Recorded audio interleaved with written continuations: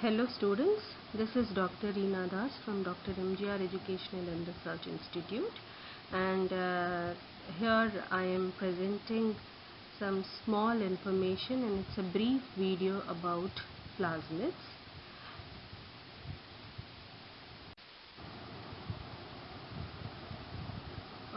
First of all, let's understand what plasmids are. Many of these bacteria which are available in the environment, they contain an extra chromosomal element of DNA which is called as plasmid, which is a relatively small covalently closed circular molecule carrying genes for antibiotic resistance, conjugation, or the metabolism of unusual substrates.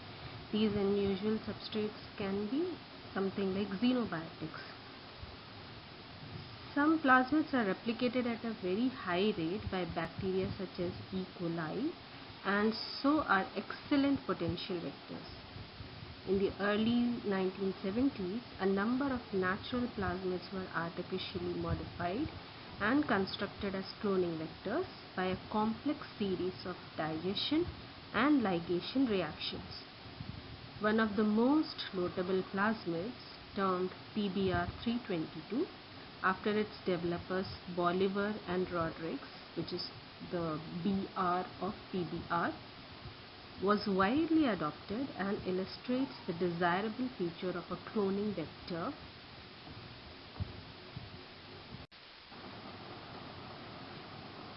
Insertional inactivation, as the name itself says, there are single recognition sites for a number of restriction enzymes at various points around the plasmid, which can be used to open or linearize the circular plasmid. Linearizing a plasmid allows a fragment of DNA to be inserted and the circle closed.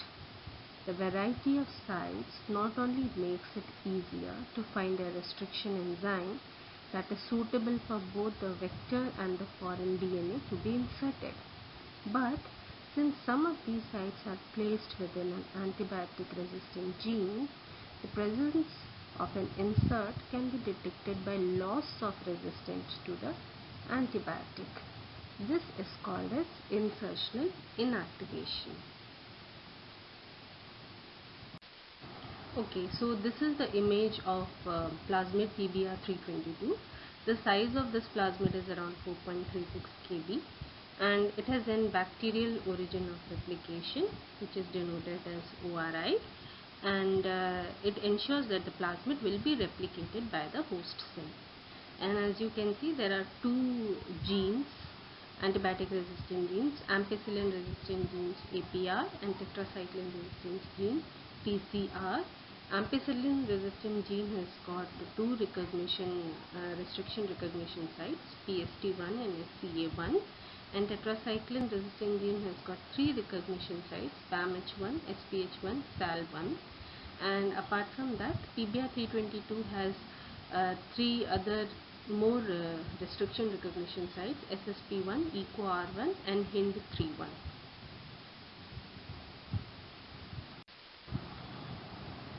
So we had already dealt about insertional inactivation, but let us deal some more about it with a proper example. So insertional inactivation is a useful selection method for identifying recombinant vectors with inserts.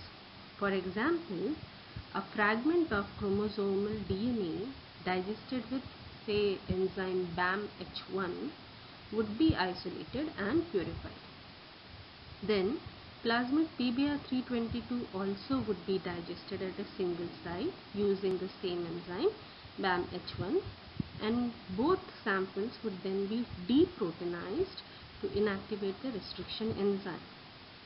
BAMH1 cleaves to give sticky ends, and so it is possible to obtain ligation between the plasmid and digested DNA fragments in the presence of P4 DNA ligase enzyme. The product of this ligation will include plasmid containing a single fragment of the DNA as an insert, but there will also be many other unwanted products such as plasmids that has recircularized without an insert, dimers of plasmid, fragments joined to each other, and plasmids with an insert composed of more than one fragment. Most of these unwanted molecules can be eliminated during subsequent steps. The products of such reactions are usually identified by agarose gel electrophoresis. Now let us understand what is competency. The ligated DNA must now be used to transform E. coli. Bacteria do not normally take up DNA from their surroundings, but can be induced to do so by prior treatment with calcium ion at 4 degrees centigrade, and then they are termed competent.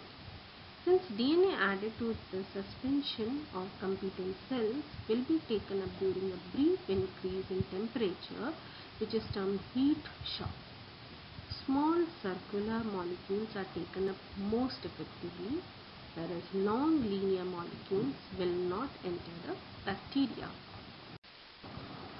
So here is an image which is showing how replica plating is to be done to detect recombinant plasmids. Let me explain this figure to you. After a brief incubation to allow expression of the antibiotic resistant genes, the cells are plated onto a medium which is containing antibiotic. Since PBR has got two resistant genes, as I already told you, ampicillin resistant gene and tetracycline resistant gene. So supposedly here we take an example of antibiotic ampicillin. Colonies that grow on these plates must be derived from cells that contain plasmid. Since this carries the gene for resistance to ampicillin, it is not at this stage possible to distinguish between those colonies containing plasmids with inserts and those that simply contain recircularized plasmids. To do this, the colonies are replica plated using a sterile velvet pad onto plates containing tetracycline in their medium. Since the BAM-H1 site lies within the tetracycline resistance gene, as we already saw in PBR322 structure, this gene will be inactivated by the presence of insert, but will be intact in those plasmids that have merely recircularized. Thus, colonies that grow on ampicillin but not on tetracycline must contain plasmids with inserts. Since replica plating gives an identical pattern of colonies on both sets of plates, it is straightforward to recognize the colonies with inserts and to recover them from the ampicillin plate for further growth. This illustrates the importance of a second gene for antibiotic resistance in a vector. There is also one more thing that we should remember, which is that although these recircularized plasmids can be selected against, its presence decreases the yield of recombinant plasmids containing inserts. If the digested plasmid is treated with the enzyme alkaline phosphatase prior to ligation, recircularization will be prevented, since this enzyme removes the 5' phosphate groups that are essential for ligation. Links can still be made between the 5' phosphate of insert and the 3' hydroxyl of plasmid. So, only recombinant plasmids and chains of linked DNA fragments will be formed. It does not matter that only one strand of the recombinant DNA is ligated, since the nick will be repaired by bacteria transformed with these molecules. Now, coming on to another vector which is called as PUC19. The valuable features of PBR322, our former example, have been enhanced by the construction of a series of plasmids which is termed as PUC19, The UC comes from produced at the University of California. There is an antibiotic resistant genes for tetracycline and an origin of replication for E. coli, as you can see very well in the figure. In addition, the most popular restriction sites are concentrated into a region termed the MCS or multiple cloning site.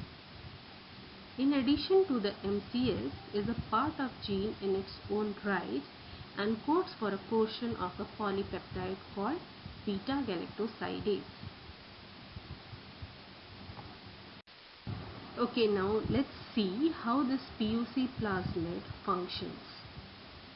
So when this PUC plasmid has been used to transform the host cell E. coli, the gene may be switched on by adding the inducer IPTG or isopropyl beta-D thiogalactopyranoside.